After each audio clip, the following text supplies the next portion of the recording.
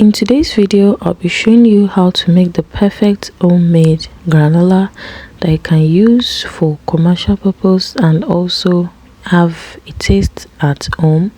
So for all the things you'll be needing, you need a bowl, you need your spatula, you need your mixed nuts. You can use any nuts of your choice. This is totally optional, and you'll be needing the rolled oats. Make sure you don't use oats that has been blended.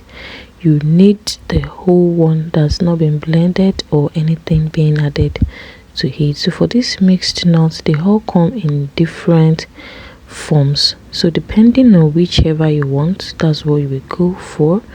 And that is my oats, mighty oats. Then you'll be needing the measuring cups as well to get the perfect measurement for everything. Then I'll be using extra virgin olive oil, and I'll be using my date syrup. For this date syrup, I made it myself.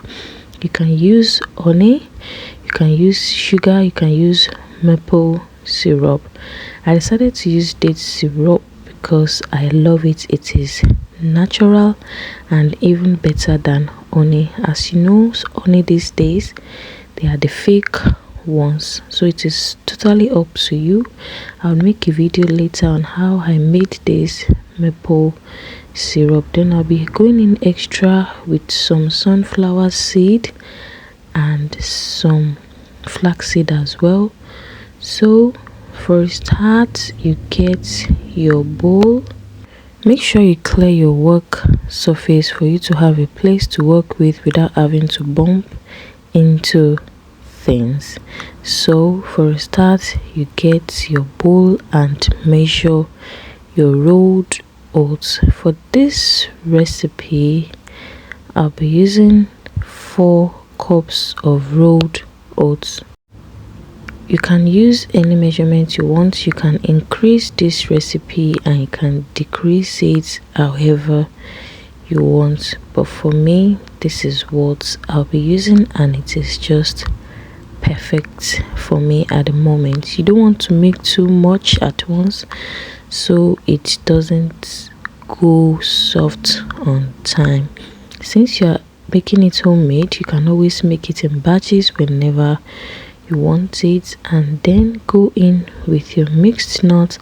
This mixed nut contains almonds, some cashew nuts, some pecans, and some walnuts. So there are different kinds of nuts that you can use. For these nuts, you don't have to toast them beforehand since it is going into the oven anyway. You want your nuts to be halfway done so it doesn't get too burnt. You get what I mean? Then I'll be going in with my other seed just to increase the fiber content of this granola. So that is my sunflower seed, and you'll be measuring just half cup of it. That is just about half cup of it. And the second one I'll be using is the pumpkin seed. That is not even up to half cup. You can measure more if you want it, but for the sachet, I think I've used almost everything, so that is the left over one. You can measure it equally, you can increase, you can decrease however you want.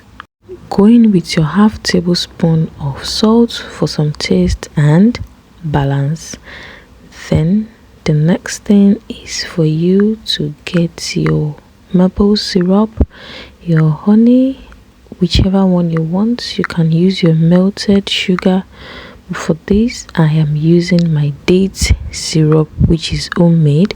So you can go in with half cup, you can go in with a cup depending on how sweet you want this to be, but this is just enough for me in this video. So you mix that together after measuring your desired quantity. I mean, just look at that. It is looking really nice and tantalizing already. So for your spatula, you can scrape out all the excess on the body of the cup. You know, nothing must go to a waste. Then you give that a good mix. You want to mix this thoroughly to make sure it is well incorporated. Then you go in with your oil. You can use vegetable oil, just make sure you use good quality oil. You can use avocado oil because avocado oil can withstand it. For this one I'm using olive oil. Olive oil does not really have the heat resistance. It is not heat resistant, but then I had to use this. Then you mix it together to make sure everything is well incorporated. The essence of the oil is to make sure that all the things you've added bind together, and then to give it that crunchy taste. So instead of frying, we are roasting this, and that is the essence of the oil. It helps to bind everything together. It is already looking yummy and nice. For this recipe, you can decide to make the time shorter when you want to roast it, depending on how brown you want this to be. Most of the store-bought granola are not usually as brown. You find that most of them just come out almost half done, but then it is up to you. This is optional, this is DIY. You can always make a twist to everything. Just make sure you know the things to add and what you are doing. So I'm giving that a good mix to make sure that everything is well combined, especially the salt, the syrup and the oil. Everything needs to be well done. Then you need your oven tray.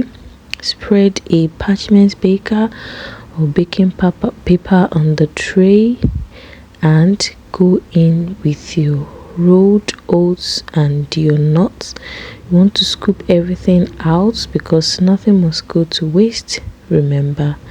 After scraping everything out, you spread it with your spatula to make sure that it is not clumping together.